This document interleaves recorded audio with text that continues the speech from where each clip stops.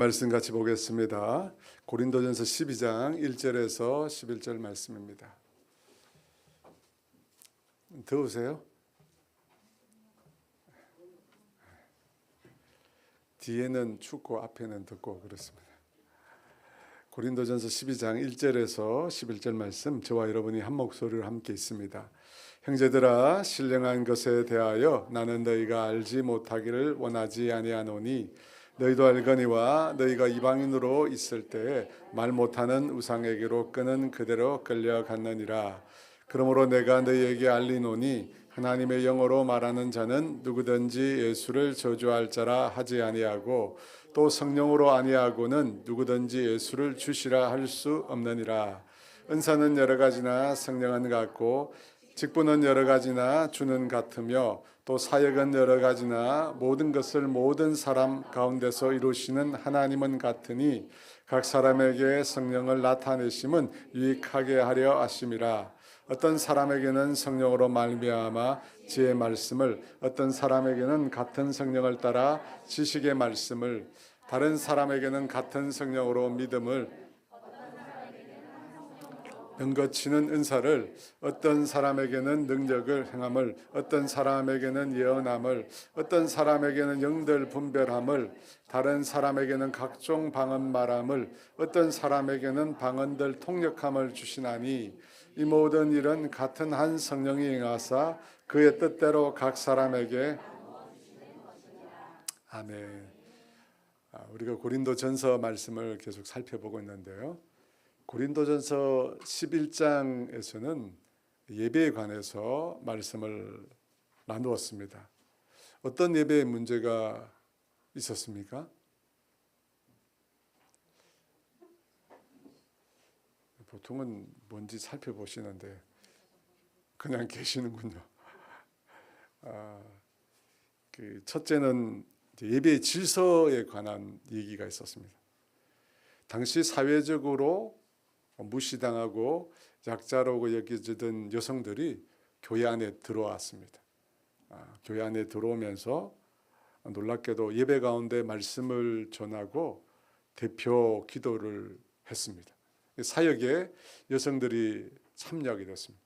그런데 그 과정 중에 당시 사회 풍습과는 다른 복장을 하고 사회에서는 너울을 쓰고 여성들이 다녔는데 그런 복장을 하지 않는 겁니다.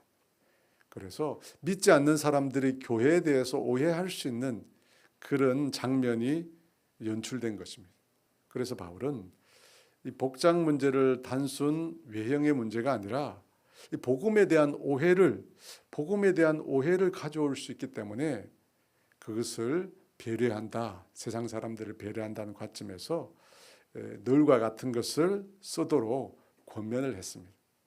그러니까 신앙의 본질인 복음에 대해서 오해를 받지 않으려고 본질적이지 않는 부분에 대해서는 수용을 하자는 겁니다. 복음을 위해서. 그 얘기를 했고요. 두 번째는 성만찬의 문제였습니다. 성만찬은 두 가지 의미가 있습니다. 하나는 우리 각 개인이 예수님과 영적으로 연합하는 의미가 있습니다. 그뿐만 아니라 만찬에 참여함으로 이 교회 공동체가 그리스도의 한 몸으로 교회 공동체가 하나됨을 고백하는 시간이 성만찬 시간이라는 겁니다.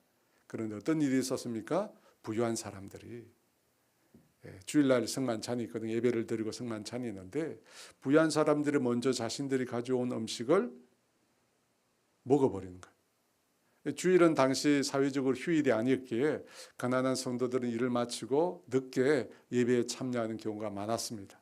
그런 상황에서 부유한 사람들이 먼저 먹는 모습을 보게 되니까 이 성만찬, 이 교회를 하나 되기 위해서 하는 게 성만찬인데 오히려 분열을 드러내는 그런 상황이 된다는 것입니다. 그래서 부유한 성도들에게 가난하고 연약한 사람들을 배려하는 차원에서 만약 먹을 것이 있다면, 먹고 싶다면 집에서 먹고, 혹은 그렇지 않으려면 모두가 다 먹을 수 있도록 준비를 했으면 좋겠다라고 하는 것을 얘기했습니다. 이 두 가지 문제를 다룬 이후에 오늘 본문에서도 예배에 관련된 세 번째 주제인데요. 은사에 관한 문제를 다룹니다. 은사. 여러분 다 은사가 있으시죠? 다 은사가 있죠. 모를 뿐이죠. 그죠? 다 은사가 있습니다. 근데 잘 생각해 보면 알 수도 있는데요. 1절 말씀 같이 한번 읽어볼까요? 형제들아 신령한 것에 대하여 나는 너희가 알지 못하기를 원하지 아니하노니. 이 신령한 게 뭐냐면 성령님의 은사입니다. 은사. 우리가 잘 아는 흔히 들은 방언의 은사, 예언의 은사, 병고침의 은사, 믿음의 은사, 섬김의 은사, 은사들이 있습니다. 여러분 다 있습니다. 다 있어요. 아직 모를 뿐인데 다음 시간에 그래서 은사 테스트를 제가 한번 가져와서 쫙 나눠 드릴까 싶어요. 내가 지금까지 어떤 은사가 있는지도 모르고 신앙생활 했었구나. 아마 그렇게 깨달을 수 있는데요. 여러분 은사라는 것은 뭐냐면 은혜로 주어진 선물이란 뜻입니다. 하나님의 은혜로 나에게 주어진 선물, 그걸 은사라고 합니다. 바울은 고린도 교회 성도들에게 뭐라고 얘기했냐면 그 은사에 대해서 알지 못하기를 원하지 않는다. 무슨 말입니까? 반드시 알기를 원한다. 은사에 대해서 반드시 알기를 원한다며. 왜냐하면 은사는 하나님께서 성령님을 통해서 우리 각 사람에게 주신 선물이며 동시에 하나님의 몸된 주님의 교회를 세우기 위한 능력과 역할이기 때문에 교회를 세우는데 반드시 필요한 능력과 역할이 뭐냐? 은사라는 거예요. 건강한 믿음의 공동체를 세우는데 꼭 필요한 영적인 도구가 은사입니다. 여러분 도구라고 하는 게 있어야지 우리가 일을 잘할 수 있잖아요. 간단한 도구만 있어도 어떻습니까? 무거운 짐을 들어 올릴 수 있습니다.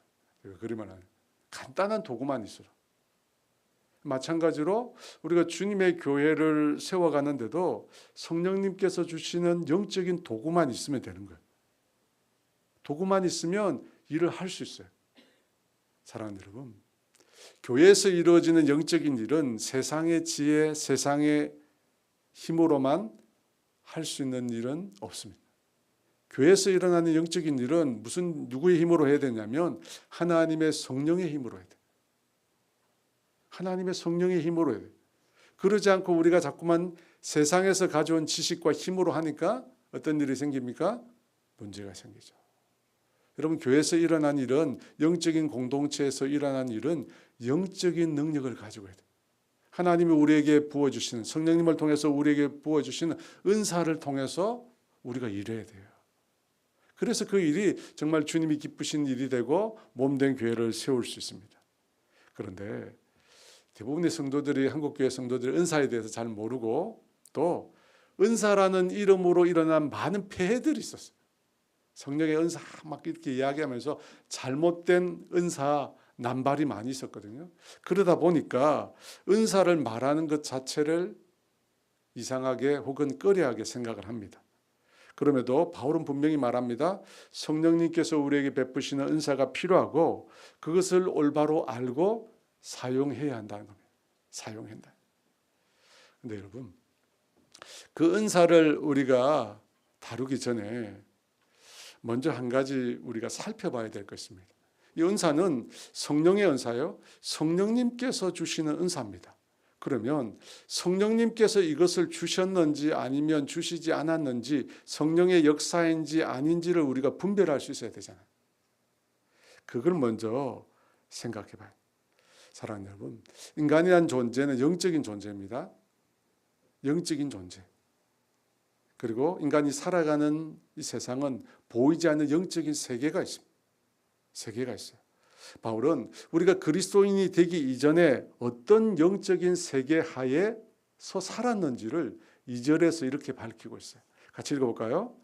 너희가 알거니와 너희가 이방인으로 있을 때 말 못하는 우상에게로 끄는 그대로 끌려갔느니라. 예수 믿기 이전에 우리가 어떤 영적인 세계 아래 살고 있었다고 얘기합니까?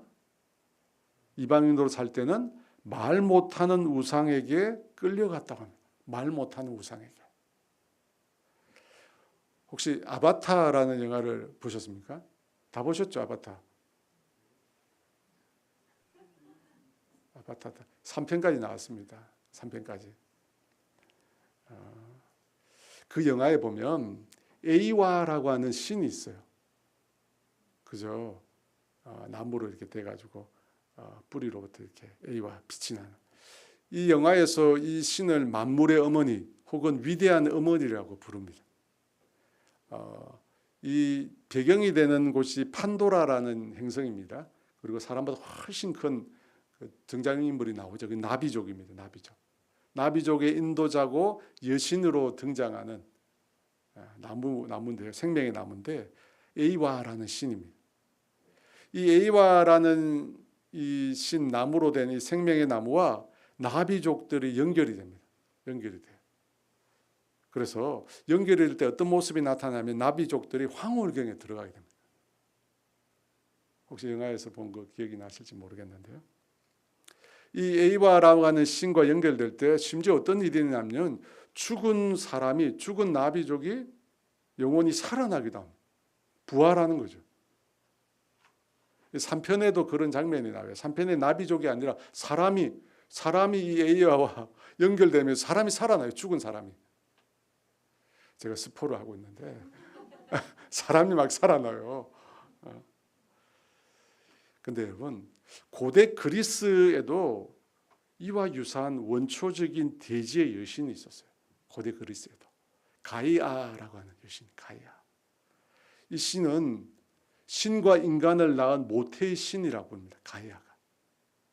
그러니까 아바타의 에이와 신과 아주 유사한 부분이 많습니다. 실제로 이 고린도를 비롯한 헬라 문화에서는 이 같은 신과의 만남을 통해서 황홀경에 들어가고 그곳에서 막 열광을 하면, 그죠? 마치 자신이 아닌 자신처럼 신비한 체험을 하는 그런 것들이 많이 있었고요. 그런 황홀경을 느끼는 사람들, 그걸 경험하는 사람들을 굉장히 높이 평가하는 분위기였어요. 그런데 바울은 그것을 뭐라고 오늘 성경에 표현하냐면 말 못하는 우상에게 끌려갔다는 말로 표현하고 있습니다. 말 못하는 우상, 실체가 없다는 거잖아요. 그런 우상에게로 끌려갔다는 거예요. 예수를 믿기 전에. 왜 그렇습니까? 왜 끌려갔습니까? 그 말 못하는 우상의 이면에 뭐가 있죠? 인간의 마음을 혼란시키고 조정하는 악한 영이 있습니다. 세상은 뭐 그렇게 안 믿겠지만 예수를 믿는 우리는 성경을 근거로 해서요. 그런 인간의 영혼을 그렇게 도둑질하는, 인간의 마음을 혼란하게 만들고 무질서하게 만드는 그런 영이 있다고 우리는 확신합니다. 그 영이 바로 악한 마귀 사탄입니다. 마귀 사탄은 이 황홀경이라고 하는 아주 이상한 수단을 통해서 사람을 혼란에 빠뜨리고 죄를 짓게 만들어요. 이 고린도 교회 그리스도인들도 예수를 믿기 전에는, 이방인으로 있을 때는 그런 우상들에 의해서 황홀경에 들어간 경험들이 있습니다. 그리고 그 속에서 막 열광하고 소위 말해 난리를 친 거죠. 난리를 쳤습니다. 예수를 믿기 이전에는 고린도 교회 그리스도인들도 그와 같은 경험을 했습니다. 그런데 문제는 뭐냐면 이 사람들이 예수를 믿고 교회 안에 들어왔는데, 교회 안에 들어와서 예수님을 믿고 성령을 받았다라고 말하면서 어떻게 해요? 과거와 유사한, 그 황홀경과 유사한 신앙의 증거를 주장하는 거예요. 황홀경. 교회 들어와 가지고 성령 받았다고 하면서 막 황홀경 하는 거예요. 교회 안에서. 바울은 이 구체적인 성령의 은사를 다루기 전에 그 점을 이야기하는 거예요. 교회 안에 들어와서 막 그 세상에서 하듯이 막 황홀경, 열광하고 막 이러니까 이것이 도대체 어떤 문제인가를 바울이 정확하게 밝히고 있습니다. 사랑하는 여러분, 이 고린도 시대뿐만 아니라 오늘날에도 특별한 체험, 그리고 신기한 현상, 그런 것들을 이 성령님의 역사로 그렇게 단정하려는 사람들이 있어요. 성령님의 역사. 그럼 기준이 있어야 될 거 아니에요. 이게 성령님의 역사인지 아닌지 우리가 구분할 수 있어요. 여러분, 초자연적인 역사 있잖아요. 초자연적인 역사는 다른 종교에도 있습니다. 여러분 다른 종교에 방언이 있습니다. 기독교에만 방언이 있는 거 아니에요, 여러분. 다른 종교에도 방언이 있습니다. 여러분 스님들이 귀신을 쫓아냅니다. 스님들도 귀신을 쫓아내요. 그리고 병을 낫게 하는 신비로운 일도 행합니다. 또 여러분 무당을 보세요. 무당을 보면 아주 신비로운 일 많이 행하잖아요. 예전에 아무도 모르는, 그죠? 아무도 모르는 나만 알고 있는 비밀이 있는데 무당이 얘기합니다. 그런 얘기 해요. 기묘한 이야기 들어보셨어요? 기묘한 이야기 보면 나와요, 여러분. 또 여러분 무당이 작두 탈 때 어떻게 됩니까? 그 발이 베이지 않습니다. 머리카락을 떨어뜨려도 그 작두의 머리카락이 잘려 나가는데 무당이 작두를 타는데 발에 흠이 생기지 않습니다.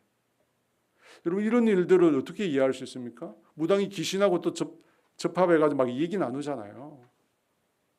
이런 현상을 우리가 어떻게 받아들여야 합니까? 사랑하는 여러분, 바울은 분명히 성령님의 특별한 역사를 인정합니다. 초자연적인 역사 인정합니다. 하지만 동시에 모든 초자연적인 역사가 성령님의 역사라고 말하지 않습니다. 이걸 정확하게 기억하시죠? 바울은 분명히 성령님의 초자연적인 역사를 인정합니다. 귀신이 쫓겨나고 병든 자가 낫게 되고, 심지어 바울을 보면 그가 들었던, 요즘 말하면 손수건인데, 그가 만졌던 손수건을 다른 사람에게 옮겼을 때 병이 낫는 역사도 일어났어요. 그런 초자연적인 역사가 있습니다. 그런데 중요한 것은 모든 초자연적인 역사가 성령의 역사는 아니라는 겁니다. 왜? 악한 영도 마귀도 초자연적인 일을 행할 수 있기 때문입니다. 요한계시록에 보면 이 악한 영이 큰 이적을 행하는데, 심지어 어떤 일을 행하느냐면 하늘에서 불이 내려오기도 합니다. 하늘에서 불이 내려. 여러분 하늘에서 불이 내려오는 건 언제입니까? 엘리야가 갈멜 산상에서, 그죠? 하나님의 이름을 부르며 불로 응답해 달라고 할 때 불이 돼. 그런데 계시록에 보니까 악한 영도 하늘에서 불을 내리게 할 수 있습니다. 계시록 13장 12, 13절 말씀 같이 볼까요? 내가 봄에 또 다른 짐승이 땅에서 올라오니 어린 양같이 두 뿔이 있고 용처럼 말을 하더라.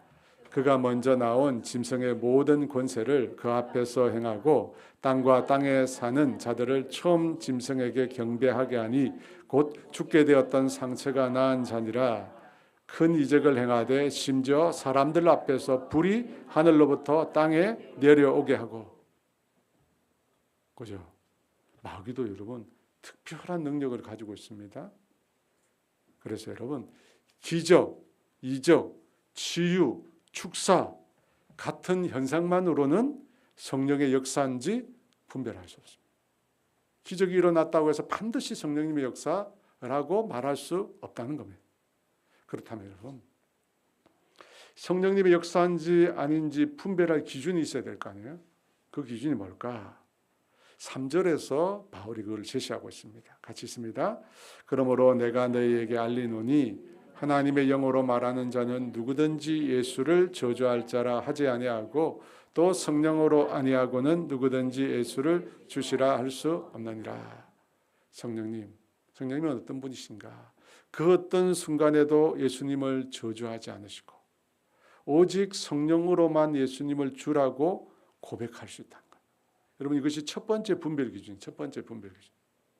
여러분 시몬 베드로가 예수님을 향하여 신앙 고백을 했습니다. 뭐라고 했습니까? 주는 그리스도시요 살아계신 하나님의 아들이시니다. 거기서 주는 이라는 말은 예수님을 가리키는 주가 아니라 당신은 이란 뜻입니다. 당신은 그리스도시요 살아계신 하나님의 아들이라고 했습니다. 이 말을 했을 때 예수님께서 이것을 듣고 뭐라고 시몬 베드로에게 말씀하셨습니까? 바요나 시몬아 내가 복이 있도다. 그렇게 칭찬하시면서 이것을 너에게 알게 한 이는 혈육이 아니에요. 사람이 아니라는 겁니다. 하늘에 계신 내 아버지가 이것을 알게 했다는 겁니다. 여러분 예수님을 주라고 그리스도라고 하나님의 아들이라고 고백할 수 있는 것은 하나님에 의한 거예요. 하나님의 영이신 성령님에 의한 것입니다. 그러지 않고는 할 수 없습니다. 고린도전서 1장과 3장에 보면 고린도 교회를 지배하고 있던 사상인 지혜에 관해서 말씀합니다. 근데 지혜의 근거에 볼 때 예수님은 어떤 분이실까요? 이 세상 사람들의, 지혜로운 사람들의 눈에 비친 예수님의 삶은 어떻게 보였을까요? 고린도전서 1장 22, 23절 말씀 같이 읽습니다. 유대인은 표적을 구하고 헬라인은 지혜를 찾으나 우리는 십자가에 못 박힌 그리스도를 전하니 유대인에게는 거리끼는 것이요 이방인에게는, 여러분, 예수님과 그분의 십자가는 이 세상 사람들에게 믿음을 받아들일 수 있는 믿음의 대상으로 보여지지 않습니다. 유대인들에게 거리끼는 거고 지혜를 추구하는 이방인들, 헬라인들에게는 미련한 것이라고. 이 세상 지혜로 볼 때 예수님은 유대인들에게 버림을 당하고 로마 군병에 의하여 잔인하게 십자가에 못 박혀 돌아가셨습니다. 그 예수님은 이 세상의 눈으로 볼 때 억울한 피해자입니다. 이 세상 권세에 힘없이 당한 저주받은 인생이에요. 여러분 맞잖아요.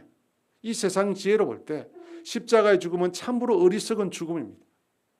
그런데 그 예수를 온 세상의 구세주로, 그 예수를 온 인류의 주로, 통치자로, 하나님으로 받아들인다. 여러분 과연 세상 사람들의 지혜의 기준으로 볼 때 이해 가능한 일일까? 그렇지 않다는 겁니다. 그렇지 않다.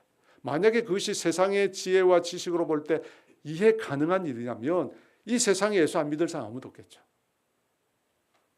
아무도 없습니다. 그런데 인간의 지혜와 지식으로 볼 때는 그 죽음은 어리석은 거예요. 어리석은 겁니다. 그런데 하나님의 영이신 성령님은 예수님이 행하신 그 일을 우리로 하여금 다르게 보게 하십니다. 그게 여러분 놀라운 일이잖아요. 우리가 예수님 믿기 전에는 우리도 예수님의 존재에 대해서 무관심했습니다. 그리고 예수님의 죽음에 대해서 그렇게 의미를 두지 않았습니다. 그런데 우리가 성령을 받고 하나님이 내 속에 들어오시면서 영의 새로운 눈이 열리게 된 거죠. 그래서 나무에 달린 그 예수님이 저주받은 자가 아니라 사실은 우리의 죄를 대신해서 죽으신 것이고, 더 나아가서 그 죄와 죽음의 권세를 깨뜨리고 부활하셔서 영광의 주, 영광의 메시아로 받아들여지게 된 겁니다. 성령이 임하시니까 여러분 우리가 믿게 된 거예요. 여러분 예수님과 그분의 십자가는 우리 인간의 힘으로 이성으로 받아들일 수 없는 겁니다. 여러분 어떻게 사람이 죽었다가 다시 살아날 수 있어요? 여러분 어떻게 사람이 이 땅에서 하늘로 승천할 수 있습니까? 슈퍼맨도 아니고 그죠? 어떻게 승천할 수 있어요? 불가능한 일. 인간의 지식으로 이성으로 받아들이기 불가능한 일입니다. 그런데 성령님이 임하셔서 우리로 하여금 믿게 하신 거예요. 예수님을 구주로 믿게 하신 거예요. 그 성령님을 통해서 예수님을 주라고 고백하게 됩니다. 주라고 고백. 여러분 성령님만이 예수님에 대해서 분명하게 정확하게 증언해 주십니다. 예수님 말씀해 주셨어요. 요한복음 15장 26절 말씀 같이 읽어볼까요? 내가 아버지께로부터 너에게 보낼 보혜사 곧 아버지께로부터 나오시는 진리의 성령이 오실 때 그가 나를, 여러분 진리의 성령님만이 진리신 예수님을 증언하십니다. 주로 고백하게 하세요. 여러분 혹시 귀신 들린 분을 만난 적이 있습니까? 귀신 들린 분. 정서적으로 좀 어려움 겪는 말고 진짜 귀신 들린 분. 이 귀신 들린 분과 정서적으로 어려움을 겪는 분 차이가 있어요. 이 귀신 들린 사람은요, 자발적으로 또 참된 믿음의 근거에서 예수님을 주라고 고백하지 못해요. 귀신 들린 사람. 예수님에 대한 신앙을 고백해 보라고 하면요, 저항해요. 나는 못한다. 못한다. 그러면서 예수의 이름도 부르지 말라고 그래요. 그런 분 만나봐야 되는데, 만나봐야 오늘 말씀이 깨달아져요. 아니 성령으로 아니하고는 예수를 주시라 할 수 없다. 진짜 귀신 들린 사람 만나봐요. 저 만나봤거든요. 그러면서 예수 이름도 부르지 마라 그래요. 예수 이름도 부르지 마라. 여러분, 우리가 예수님을 주라고 고백할 수 있는 이유는 성령님이 내 안에 계시기 때문에, 성령님으로 인하여 내가 거듭났기 때문에 그 고백을 할 수 있습니다. 여러분, 반대로 집에 가서 한번 해보세요. 예수님의 이름을 저주해 보세요. 절대 그 입으로 못합니다. 여러분, 우리 할 수 없어요. 성령님 우리 안에 계시기 때문에 절대 예수님을 저주할 수 없습니다. 여러분, 이것이 성령님의 역사인지 아닌지를 분별하는 첫 번째 판단 기준이에요. 과연 이 역사를 일으키는 영이 과연 이 영이 과연 예수님을 주라고 고백하는 영인지를 보세요. 아니면 다 가짜예요.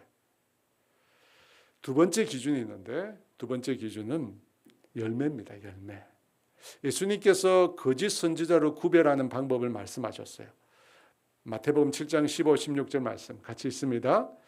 거짓 선지자를 삼가라. 양의 옷을 입고 너에게 나오나 속에는 노작질을 하는 일이라. 그들의 열매로 그들을 알지니 가시나무에서 포도를 또는 은근퀴에서 무화과를 따겠느냐. 여러분, 그들의 열매로 그들을 아는 거예요. 성령님은 하나님의 영이십니다. 성령님은 예수님의 영이십니다. 그래서 성령님은 예수님을 증언하시죠. 그래서 성령님을 통해서 나타나는 모든 일들은, 성령님을 통해서 나타나는 모든 일들은 하나님의 말씀, 예수님의 말씀과 다를 수가 없죠. 하나님의 영이고 예수님의 영이기 때문에 성령님이 행하시는 모든 일들은 하나님의 말씀, 예수님의 말씀과 모순될 수가 없습니다. 성령님의 역사는 주님의 말씀과 동일해요. 십계명에 나오는 하나님의 말씀, 산상수훈에 나오는 예수님의 가르침, 여러분, 그것과 성령님이 다를 수가 없습니다. 다를 수가 없어요. 여러분, 혹시 산상수훈 중에 생각나는 거 있습니까? 팔복 어떤 내용이에요? 그렇죠. 심령이 가난한 자는 복이 있나니. 그 다음 또 뭐가 있습니까? 애통하는 자는 복이 있나니. 의에 줄이고 목마른 자는 복이 있나니. 온유한 자는 복이 있나니. 화평하게 하는 자는 복이 있나니. 예수님 말씀하신 이 복은 세상 사람들이 말한 복과 완전히 다릅니다.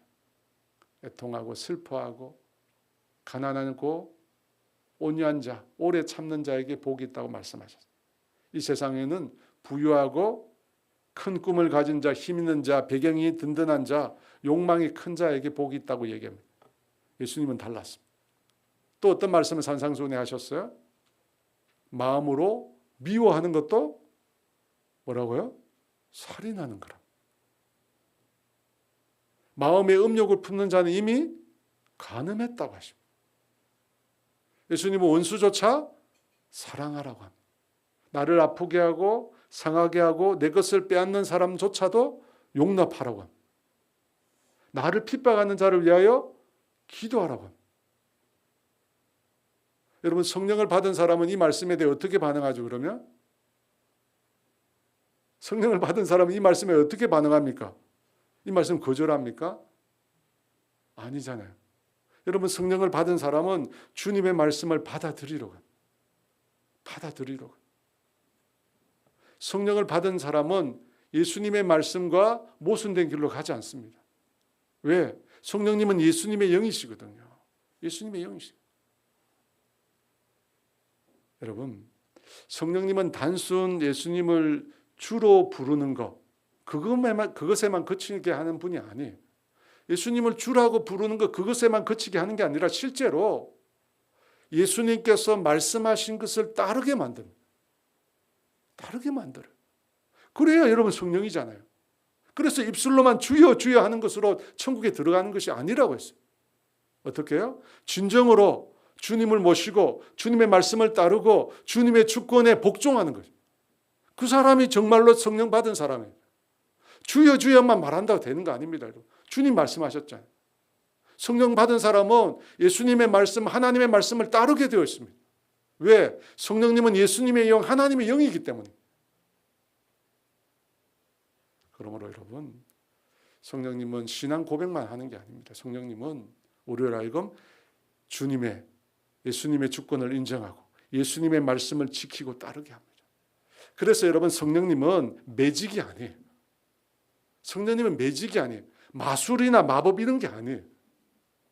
뭔가 기묘하고 미스터리하고 요망한 이런 게 아니에요. 그게 성령님의 역사가 아니에요. 성령님 어떻게 해요? 하나님의 말씀, 예수님의 말씀 따르는 것. 산상수훈을 따르고 십계명을 따릅니다. 가장 의롭고 진실하고 선하고 아름답고 거룩하고 가장 윤리적인 삶으로 우리를 이끌어요. 성령님. 성령님을 따른 열매가 뭐냐? 이상하고 요망한 거, 신비로운 이런 거 만들어내는 게 아니라 가장 거룩하고 진실하고 참되고 아름다운 것을 따르는 삶을 살게 만들어요. 왜? 성령님은 하나님의 영이시고 예수님의 영이시고 예수님의 말씀은 하나님의 말씀을 따르게 하시는 영이거든. 입술로만 고백하는 것이 아니라 삶으로 따르게 하시는 거예요.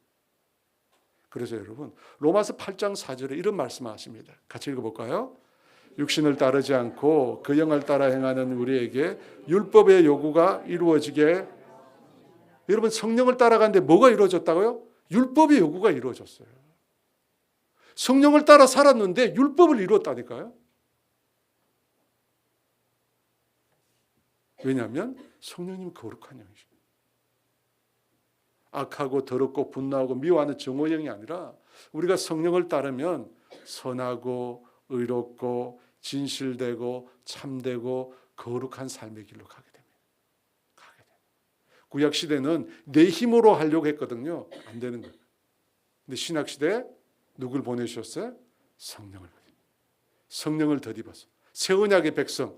여러분 옛 언약과 새 언약의 차이가 뭐예요? 옛 언약에는 의문에 책에 쓴 법이에요. 그런데 새 언약의 백성은 뭡니까? 심령에. 우리의 마음 가운데 성령께서 그 법을 세우셨어요. 그래서 성령을 따라 행하면 어떻게 돼요? 율법의 요구가 이루어지게 한 거예요. 하나님의 계명이 성취된 거예요. 여러분 이게 놀라운 거예요. 갈라디아서 5장 22, 23절은 그 성령님의 열매를 이렇게 말씀합니다. 같이 읽어볼까요? 오직 성령의 열매는 사랑과 희락과 화평과 참음과 자비와 양선과 충성과 온유와 절제니 이 같은 것을 성령을 따라 삶으로 나타난 열매. 사랑, 그냥 사랑이 아닙니다. 아가페 사랑, 하나님의 사랑입니다. 무조건적인 사랑, 자기 희생적인 사랑, 자기 부인의 사랑. 그 사랑을 하게 돼요. 하나님 말씀을 따르는 거죠. 희락입니다. 성령님을 통해서 구원의 참된 기쁨을 우리가 알게 됩니다. 성령님은 화평을 이루십니다. 다툼과 분열이 있는 곳에 화해를 이루시는 분이세요. 여러분 육체의 일은 다투는 겁니다. 분열하는 겁니다. 미워하는 겁니다. 정오하는 겁니다. 하지만 성령 받은 사람은 화평을 이룹니다. 다툼 가운데도 화해를 만들어냅니다. 또 성령님은 오래 참으십니다. 자비 양선. 성령님은 긍휼히 여기십니다. 아프고 고통받는 사람들을 향하여 긍휼의 마음을 갖게 하십니다. 그리고 성령님은 신실하시고 힘이 있음에도 폭력이나 강압이 아니라 기다리고 인내하시고 절제하시는 분이십니다. 여러분 가장 선하고 의롭고 거룩한 삶으로 우리를 끌어가시는 거예요. 그러니까 여러분 성령님의 역사, 내가 성령 받았다, 성령 충만 받았다, 내가 예수를 주로 고백한다, 입술의 열매만 그치면 안 됩니다. 삶으로 확인돼요. 그것이 여러분 성령님이 역사인지 아닌지를 분별하는 두 번째 기준이에요. 두 번째 기준. 여러분 생각해 보세요. 그래서 온갖 이단들, 신천지를 비롯한 통일교회 때문에 온갖 이단들을 보세요. 그들의 열매가 뭡니까? 정말로 성경이 말하는, 성령이 말하는 참되고 거룩하고 아름다우고 진실된 겁니까? 아니면 속임과 거짓과 탐욕과 온갖 더러운 것입니까? 분별이 되잖아요. 성령이 역사가 안 해요. 성령이 역사가 안 해요. 그렇게 예수님을 주라고 고백하고 열매 맺게 하는 성령님, 그 성령님으로부터 성도들에게 은사가 주어졌어요. 그렇다면 여러분 그 은사는, 성령의 은사는 교회 공동체에서 어떤 모습으로 나타날까? 성령님의 속성을 생각해 보세요. 성령님의 속성을 생각해 보면 과연 성령님으로부터 오는 선물은 이 교회 생활 가운데 어떤 모습으로 나타날까요? 성령님의 속성대로 나타나겠죠. 4절과 6절 말씀 같이 읽어볼까요? 은사는 여러 가지나 성령은 같고 직분은 여러 가지나 주는 같으며 또 사역은 여러 가지나 모든 것을 모든 사람 가운데서 이루시는 하나님은 같으니. 뒤에 나오는 건 제가 만든 거예요. 제가 만든. 예. 여러분 잘 보세요. 이 4절과 6절에 보면 분명히 우리가 지금 은사에 대해서 얘기하잖아요. 은사를 이야기하는데 뭐가 나옵니까? 직분과 사역이 나와요. 아니 성령님으로 받은 은사를 말하는데 직분과 사역이 갑자기 나와요. 여러분 왜 그럴까요? 은사와 직분과 사역이 관련성이 있습니다. 제가 은사를 처음 말할 때 주님의 몸된 교회를 세우기 위해서 주어진 능력과 역할이라고 했습니다. 그래서 여러분 이런 표가 성립이 됩니다. 이건 기억해 놓으시면 좋습니다. 그죠? 여러분 은사, 성령의 은사를 주십니다. 그죠? 그 은사를 따라서 뭘 해요? 우리가 사역을 하는 거죠. 그렇죠. 근데 그 사역을 계속 지속해 나가면 어떻게 돼요? 직분이 얻게 되는 거예요. 그래서 은사를 말하는 말씀에 직분과 사역이 함께 언급되고 있는 거예요. 우리가 성령님께서 주신 교회를 세워가기 위한 그런 능력, 그걸 가지고 우리가 사역에 일합니다. 사역. 그렇게 사역하다 보면 공적인 직분의 자리를 얻게 됩니다. 그런데 여러분 이 세 가지가 모두 뭘 위한 것이냐면 주님을 위한 것이고 교회를 위한 것입니다. 교회를 위한. 다시 한번 그림으로 돌아갔어요. 말씀으로 돌아가서 은사는 여러 가지나 성령은 같고라고 했는데 그 말씀에 보면 제가 뒤에다 써놓은 글이 있습니다. 말씀 다시 그렇죠.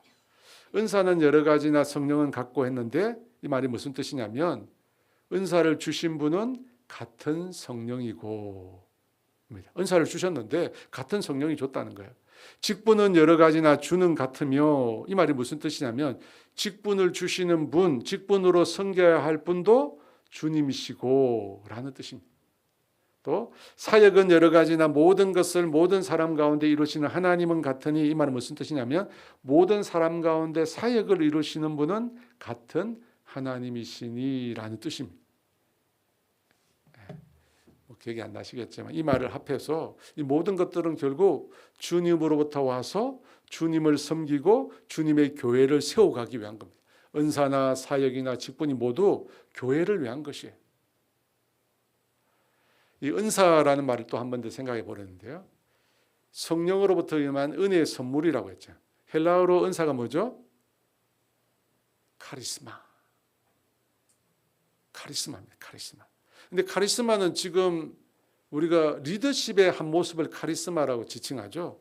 아주 존재감이 뛰어나거나 강력한 리더십을 가지고 있는 사람을 가리켜 카리스마를 가지고 있다 이렇게 쓰잖아요. 근데 원래는 그런 뜻이 아니에요. 카리스마라는 뜻이 리더십이 아니라 원래는 성령의 은사, 성령님으로부터 온 은혜의 선물을 가리켜 카리스마라고 해요. 카리스마, 은혜의 선물. 근데 여러분 카리스마라고 했잖아요. 근데 은혜의 선물이라고 하는데 이 말은 은혜라는 말에서 온 거예요. 카리스라는 말이 은혜입니다. 카리스. 여러분 은혜는 무슨 뜻이죠? 은혜를 모르면 안 됩니다. 기독교와 모든 다른 종교의 차이가 은혜라는 단어에 있어요. 카리스. 은혜가 무슨 뜻이죠? 제가 한 100번은 이야기한 것 같은데. 은혜는 자격이 없는, 이게 중요해요. 자격이 없는 자에게 하나님이 베풀어 주시는 무한한 호의. 이제 잊어버리시면 안 됩니다. 자격이 없는 자, 자격이 없다는 말이 중요해요. 자격이 되지 않는 자에게 하나님께서 베풀어 주신 무한한 호의를 은혜라고 합니다. 근데 은혜의 선물이라고 했죠. 은사가. 자격이 없는 자에게 하나님이 주신 선물이에요. 자격이 없는 자에게. 여러분 자격이 안 되는데 선물을 주셨잖아요. 자격이 안 되는 주셨어요. 그러면 어떻게 해야 합니까? 결코 자랑할 것이 나에게 없다는 거죠. 내가 자격이 안 되는데 하나님이 그 선물을 주셨어요. 그러면 그 선물을 가지고 내가 나를 자랑해야 됩니까? 누구를 자랑해야 돼요? 하나님을 자랑. 하나님을 자랑. 여러분 은사라는 거 누굴 자랑해야 되느냐? 하나님을 자랑해야죠. 나에게 하나님 자격이 안 되는데 하나님이 나에게 은혜의 선물로 나에게 주신 거예요. 그래서 내가 은사를 가지고 교회를 섬기는 거예요. 심지어 병 고치는 역사를 일으킵니다. 그죠? 하나님께서 주신 비견한 예를 들어서 병 고침의 은사를 받았어요. 그 은사를 가지고 내가 마음껏 은사를 통해서 병 고치는 역사를 일으켜요. 누구를 자랑하면 안 돼요? 자신을 자랑하면 안 되죠. 누굴 자랑해야 돼요? 하나님을. 왜냐하면 그것은 자격이 없는 나에게 하나님이 주신 거예요. 하나님 주셨다는 게 자격이 안 되는데. 근데 무슨 영문인지 고린도 교회 성도들 중에는 은사를 자랑하는 사람들이 많았던 거예요. 많았던 거예요. 자격이 되지 않는 사람에게 하나님 주셨는데 마치 자기 것이냐, 마치 자기가 만들어낸 것이냐 자신을 자랑했다는 거예요. 그래서 바울이 이 얘기를 한 거예요. 7절 말씀 같이 있습니다. 각 사람에게 성령을 나타내심은, 이 말도 이제 해석이 어려운데, 각 사람에게 성령의 은사를 주심은 공동체의 유익을 위함이다 이 말이에요. 너 자랑하려고 준 게 아니라, 너 자랑하려고 준 게 아니라, 너 자신에게 유익되게 하기 위해서 준 게 아니라 공동체를 위해서 준 거라는 거예요. 은사를. 여러분, 이걸 망각하면 개인을 위해서 은사를 사용합니다. 몸된 교회를 위해서 주님이 주셨는데 교회가 아니라 자신을 위해서 자신을 위해서. 그래서 요즘에는 그런 거 별로 없는 것 같은데 예전에는 많이 있었어요. 병 고친 것 치유의 은사, 병 고친 것 치유의 역사가 나타난 집회 막 그런 거 많았잖아요. 그 집회 아마 저도 참여해봤는데 못 일어나는데 막 일으키더라고. 못 일어나는데 막 손으로 끌어가지고 막 일으키더라고. 제가 봤는데. 여러분, 건강한 은사 사용 여부를 알 수 있는 잣대가 두 개가 있습니다. 하나는 그 은사를 통해서 사람이 높아지는가 아니면 하나님이 높아지는가입니다. 4절과 6절 말씀 다시 한번 읽어볼까요? 은사는 여러 가지나 성령은 같고, 뒤에도 같이 있습니다. 주신 분은 같은 성령이시고 직분은 여러 가지나 주는 같으며 직분을 주시는 분, 직분으로 섬겨야 할 분도 같은 주님이시며 또 사역은 여러 가지나 모든 것을 모든 사람 가운데서 이루시는 하나님도 같으니 모든 사람 가운데 사역을 이루시는 분은 같은 하나님이시니. 보세요, 그죠? 은사도 성령님이 주셨고 은사를 통해서 사역을 이루시는 분도 하나님이시고 직분을 통해서 섬겨야 될 분도 주님이시고. 그런데 어떻게 해요? 나를 섬기는 거예요. 나를 섬기는 거예요. 잘못된 거죠. 주님께서 주셨고 주님을 섬기라고 주셨고 공동체를 섬기라고 주셨는데 나를 섬기는 거예요. 그래서 여러분, 건강한 은사로 사용하는지 여부를 확인할 수 있는 두 번째 요소는 돈을 요구하는 거입니다. 돈을 요구하는가. 돈 달라고 하면 가짜라고 생각하면 돼요. 여러분, 은사는 돈벌이의 수단으로 주신 게 아니에요. 주님은 이런 말씀하셨어요. 우리에게, 제자들에게. 너희가 거저 받았으니 거저 주어라. 마태복음 10장 8절 말씀 같이 읽어볼까요? 병든 자를 고치며 죽은 자를 살리며 나병한 자를 깨끗하게 하며 귀신을 쫓아내되 너희가 거저 받았으니, 나오잖아요. 병 고침과 축사의 은사를 사용해서 병든 자들, 귀신 들린 자를 치료했습니다. 근데 제자들의 능력입니까? 성령님의 능력입니까? 성령님의 능력이죠. 주신 거예요. 주신 거예요. 그걸 가지고 어떻게 하라고 합니까? 거저 받았으니 거저 주라. 거저 받았으니 거저 주라. 근데 여러분 그렇게 하잖아요. 기도 받으러 오라고 하면서도 빈손으로 오지 말라고 그래. 절대 가지 마세요. 기도 받으러 오라고 그래요. 아주 훌륭한, 아주 유명한 능력 있는 사역자가 있다고. 기도 받으러 가자고. 작년에도 몇 번 들었던 것 같은데 그런 얘기를 하더라고요. 근데 빈손 오지 말아요. 여러분, 은사는 돈벌이를 위해서 주신 게 아닙니다. 거저 받았으니 거저 주라. 공동체를 위해서. 나를 자랑하는 것이 아니라 그 일 가운데 일을 행하시는 하나님을 자랑하는 거예요. 하나님을 자랑하는. 제가 주일 말씀에도 그런 얘기 했는데 성령님의 통로가 되라고 했잖아요. 여러분, 성령님이 임하셔서, 성령님이 임하셨다는 말은 그 사람에게 특별한 은사와 능력을 주신 거예요. 근데 그 은사와 능력을 통해서 성령님이 일하셔서 놀라운 역사를 일으켜요. 근데 하나님께서 임하셔서 은사와 능력을 주시는 것은 그의 소유로 주신 게 아니에요. 너가 가지고 그걸 가지고 너 밥벌이 하라고 준 게 아니에요. 준 게 아니에요. 하나님께서 사용하시기 위해서 준 거야. 제가 물질을 얘기했잖아요. 물질을 주신 이유가 뭐냐? 너가 소유하라고 주신 게 아니에요. 그래서 누가 보면 14장에 나오잖아요. 부자가, 그죠? 자기 한 해 농사를 짓고 나서 많은 수확을 얻었어요. 그리고 자기 있는 창고가 비좁다고 더 큰 창고를 짓자고 얘기합니다. 그때 주님이 뭐라고 하셨어요? 그 밤에 찾아오셨어. 너가 지은 것이 누구시 되겠느냐? 오늘 밤 내가 너를 취하겠다. 그럼 누구시 되겠느냐? 여러분, 주님이 주신 모든 것들은 우리 자신의 소유하라고, 우리 자신의 유익을 위해서 주신 거 없습니다. 다 주님의 나라를 위해서, 복음을 위해서, 그죠? 몸된 교회 공동체를 위해서 쓰라고 주신 거야. 그래서 배워서 남주자 얘기 나와요. 쓰라고 준 거. 쓰라고 준 거. 마찬가지, 은사와 마찬가지예요. 주를 위해서, 복음을 위해서, 영혼을 위해서 쓸 때 그 은사가 정말로 놀랍게 발휘돼요.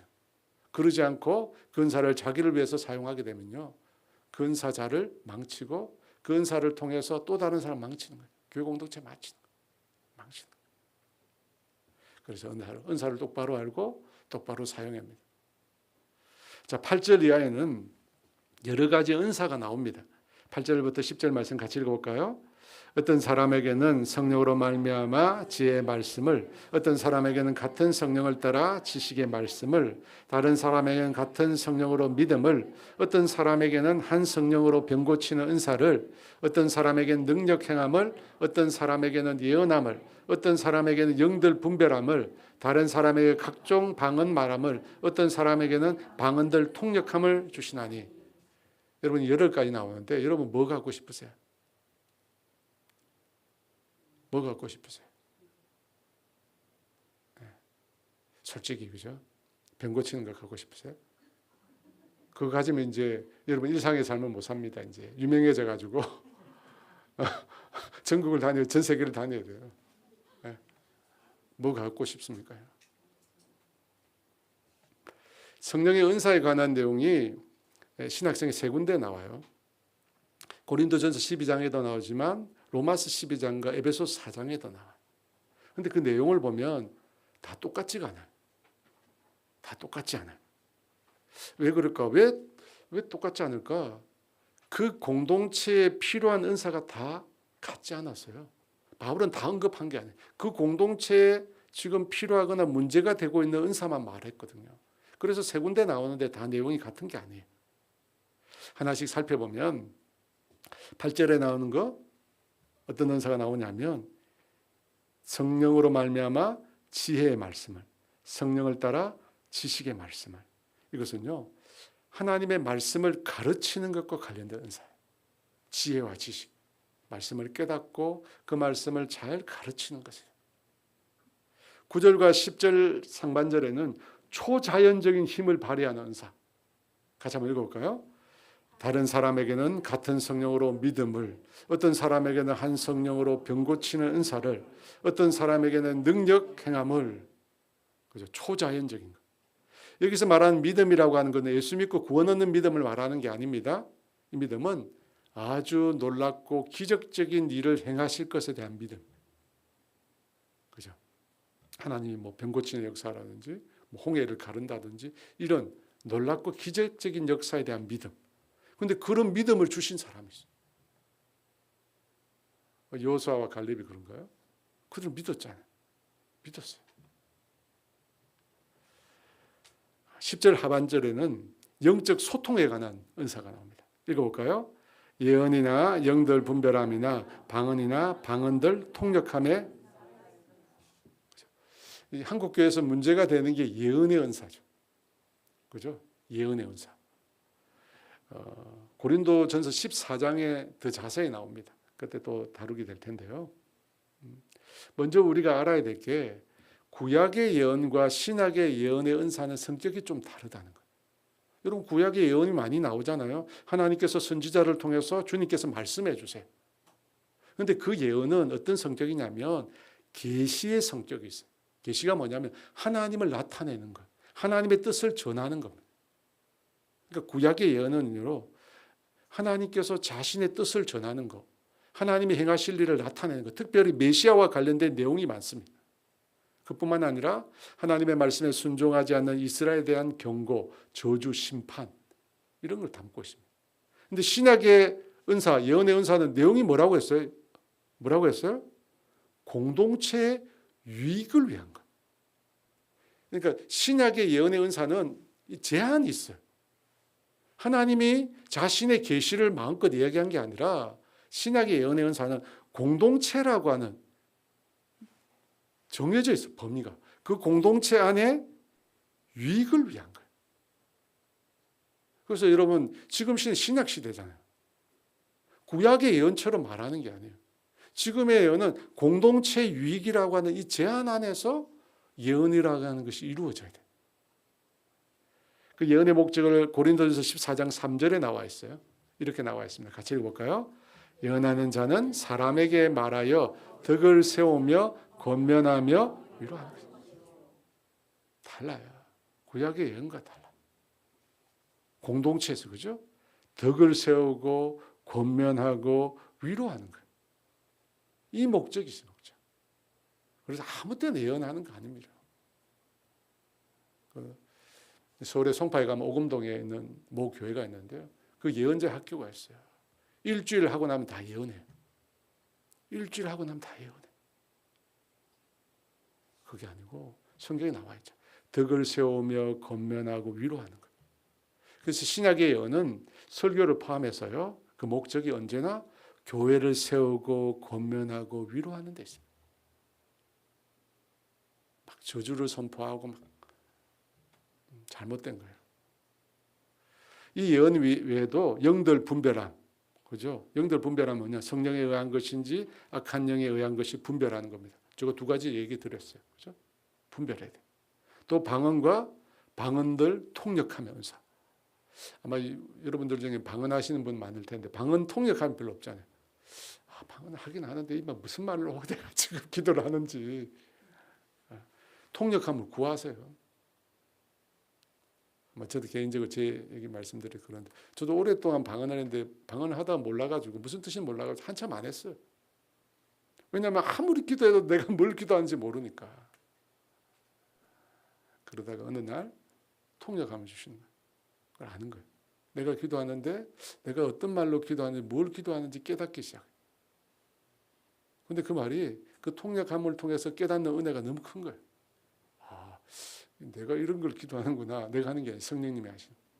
그래서 통역함을 여러분 구해야 돼요. 그래서 14장에 나오면 그래서 통역이 없으면 예배 시간에 개인 방언은 중단하라고 나와요. 14장에 나옵니다. 왜냐하면 모든 은사는 교회 공동체의 유익을 위한 것입니다. 나 자신 자랑하는 게 아니에요. 내가 하고 싶은 얘기 하는 거 아니에요. 공동체의 유익을 위해서. 그래서 공동체 유익에서 벗어나면 어떻게 해요? 그 은사를 중단하게 하는 거예요. 은사를 중단하게. 얘기하죠. 성령님이 나에게 주셨다고. 나 하고 싶은 말 다 한다고. 아니죠. 성경에 분명히 제한을 해요. 공동체 유익에서 벗어나는 것은 교회를 세우는 게 아니라 교회를 망하게 해요. 그래서 은사를 중단시켜요. 나 예언 받았다고 막 얘기하잖아요. 그런데 공동체를 상하게 못하게 막는 거예요. 나 예언하는데요. 성령님이 나에게 주셨는데요. 바울이 아니라는 거예요. 공동체 유익에서 벗어나기 때문에 하지 말라는 거예요. 그래서 여러분 은사의 자유보다 권한과 질서가 우위에 있는 거예요. 내가 하고 싶은 대로 하고 싶지만 질서, 하나님이 세우신 질서에 순종해야 돼요. 질서. 근데 이걸 모르니까 막 성령 받았다고 막 하는 거예요. 그런데 그것이 누군가를 해롭게 하고 공동체를 무너뜨리면 잘못된 거예요. 사도 바울은 이런 다양한 은사를 언급하며 결론적으로 11절에 이렇게 말씀합니다. 같이 있습니다. 이 모든 일은 같은 한 성령이 행하사 그의 뜻대로 각 사람에게 나누어 성령님께서 은사를 주십니다. 누구의 뜻대로요? 성령님의 뜻대로 각 사람에게 은사를 주십니다. 성령님의 뜻대로 각 사람에게 맞는 은사를 주십니다. 그러므로 뭐 하지 마라? 비교하지 마라. 그죠? 은사도 계급이 있는 것처럼 생각한 거예요. 두드러지는 은사, 남에게 잘 나타나는 은사, 신령한 은사, 이런 것들로 계급을 만든 거예요. 고린도 교회 안에. 그죠? 예를 들면 지혜와 지식의 은사, 믿음의 은사, 예언의 은사 최고인 거예요. 병 고침의 은사 대단한 거예요. 섬김의 은사, 남을 돌보는 은사 별로 인기가 없어요. 여러분 어딜 가나 비교가 문제입니다. 비교하지 마라. 비교하지 마라. 주님을 섬기라고, 주님의 교회를 섬기라고 주셨는데 크냐 작냐 비교한다는 겁니다. 여러분 성령님께서 그분의 뜻대로 우리에게 맞는 것을 주신 거예요. 어떤 은사가 크냐 어떤 은사가 작냐 하는 것은 교회를 분열시킨 거예요. 그럴 필요 없다. 또 한 가지, 은사에 대해서 아직 어떤 은사를 가지고 있는지 모르니까 얘기가 안 돼. 은사에 대해서, 내가 받은 은사에 대해서 불평할 이유도 없다. 여러분 하나님은 가장 좋은 거 주세요. 가장 좋은 거. 여러분 믿으시죠? 그런데 하나님 나에게 은사를 주시는데 그걸 거부를 해요. 거부를 합니다. 주님 감당하지 못하겠습니다. 하나님이 사랑의 은사를 막 주는 거예요. 하나님 나는 이거 감당이 안 됩니다. 원수까지, 이거 받으면 원수까지 사랑해야 되는데 하나님 나 감당이 안 됩니다. 겸손입니까? 제가 그랬거든요. 어느 집회에 참여했는데 막 집회 가는데 손 들고 하나님 찬양하고 기도하고 있는데 집회 인도하시는 분이 앞으로 나오래요. 앞으로 나갔어요. 막 기도하는데 막 하늘 문이 열리더라고. 근데 제가 그만했으면 좋겠습니다. 감당이 안 되니까. 여러분 아마 그런 날이 올 텐데 감당이 안 돼요. 감당이 안 돼요. 네, 감당이 안 돼요. 근데 여러분 그러면 안 돼요. 그러면 안 돼요. 그러면 후회합니다.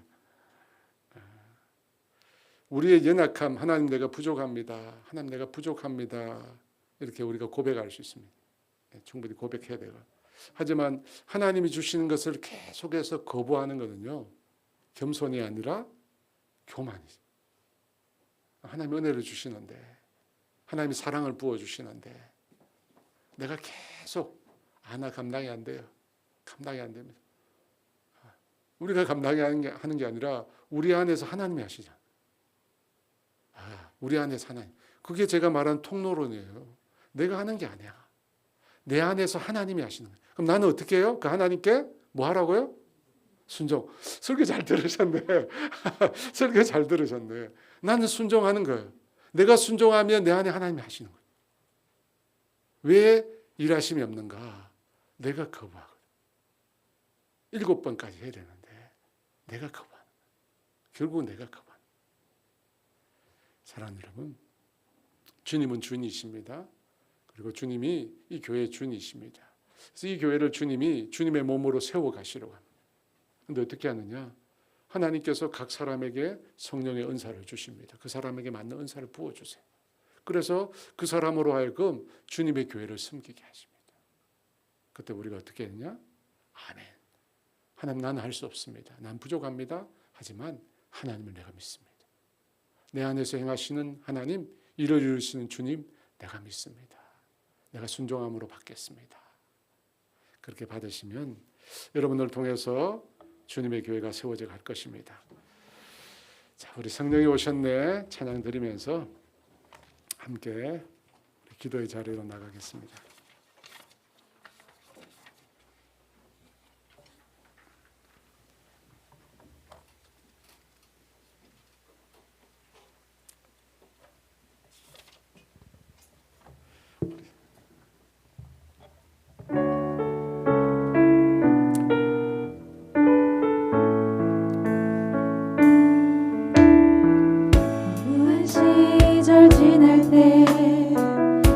깊은 한숨 내쉴 때 그런 풍경 보시며 다시 가는 분인데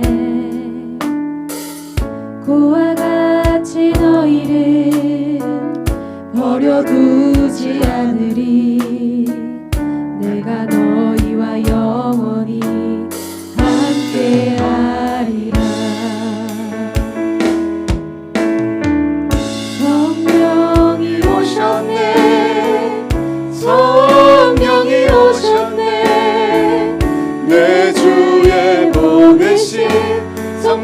성령이 오셨네. 우리 인생 가운데 친히 찾아오셔서 그 나라 꿈꾸게 하시네. 억눌린 자 갇힌 자 자유함이 없는 자 피난처가 되시는 성령님 계시네. 주의 영이 계신 곳에 참 자유가 있다네. 진리의 영이신 성령이 오셨네. 성령이 오셨네. 성령이 오셨네. 내 주에 보내신 성령이 오셨네. 우리 인생 가운데 친히 찾아오셔서 그 나라 꿈꾸게 하시네. 성령이 오셨네. 성령이 오셨네. 내 주에 보내신 성령이 오셨네. 우리 인생 가운데 친히 찾아오셔서 그 나라 꿈꾸게 하시네. 마태복음 7장에 보면 너희 중에 누가 아들이 떡을 달라고 하는데 돌을 주며 생선을 달라고 하는데 뱀을 줄 사람이 있겠느냐 라고 하시면서 악한 자라도 자식에게 좋은 것으로 줄 알거든. 하물며 하늘에 계신 내 아버지께서 구하는 자에게 좋은 것으로 주시지 않겠느냐. 마태복음에서는 좋은 것이라고 했어요. 근데 누가복음에 하면 뭐라고 했냐면 구하는 자에게 성령을 주시지 않겠느냐. 하나님이 우리에게 주시는 가장 좋은 것은 여러분 성령님이십니다. 그래서 예수님께서 말씀하셨잖아요. 내가 떠나가는 것이 너희에게 유익하다. 내가 떠나가면 너희에게 보혜사, 우리를 돕는 자 성령을 보내주신다. 여러분 우리 성령의 충만함을 받아야 돼요. 여러분 신앙생활 내 힘으로 하는 거 아니에요. 영적인 삶은 내 힘으로 살 수 없습니다. 육적인 삶은 내 힘으로 살지만 영적인 삶은 영적인 것을 살아야 돼요. 성령님이 나에게 주시는 것을. 제가 참 좋아하는 말씀이 온갖 좋은 은사와 온전한 선물이 다 위로부터 빛들의 아버지께로부터 내려온다고 했어요. 하나님이 우리에게 주시기를 원하세요. 하나님이 우리에게 은혜의 선물, 이 성령의 선물, 은사를 주시기를 원하세요. 그런데 우리가 그걸 받고 영적인 삶을 살아야 되는데 그걸 안 받고 육적인 삶을 사는 거예요. 여러분 그렇게 살지 마시고요. 하나님 주신 걸 받으십시다. 여러분 이 땅 구할 때 하나님 나에게도 성령의 은사를 부어주세요. 하나님이 성령의 선물을 나에게 부어주세요. 그래서 내가 이 땅을 살며 주님의 교회를 섬기며 영혼을 섬길 때 내 힘으로 내 능력으로 하지 않고 하나님의 영으로 성령님의 통로로 내가 쓰임받게 해달라고, 그렇게 살게 해달라고, 은혜를 달라고 우리 주의 주 같이 기도합니다. 주여 할렐루야. 하나님의 시간 우리 가운데 임하여 주세요. 성령님 오늘 은사장을 통해서 하나님의 성령님께서 주시는 우리에게 놀라운 선물 은사가 있다는 사실을 우리가 깨닫습니다. 주님 우리에게 은혜를 주시옵소서. 성령 하나님 우리 가운데 은혜를 주시옵소서. 성령의 선물을 우리가 경험하게 하여 주시옵소서.